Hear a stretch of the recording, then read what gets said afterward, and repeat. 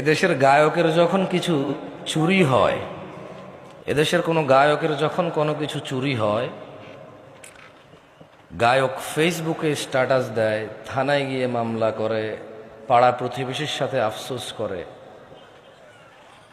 এদেশের সুদখোরের যখন কোনো কিছু চুরি হয়, সে ফেসবুকে স্ট্যাটাস দেয়, পাড়া প্রতিবেশীর সাথে আফসোস হাই হুতাশা করে, থানায় গিয়ে মামলা করে। মামলা মোকদ্দমা সবই ঠিক আছে, কিন্তু সে হাই হুতাশ করে আর বলে, আল্লাহ তুমি চোরকে হেদায়েত দাও, সে আমার কত বড় ক্ষতি করছে। মোবাইলে কতগুলো নাম্বার ছিল, মোবাইলে কি ছিল? ও কিন্তু সুদ খায়।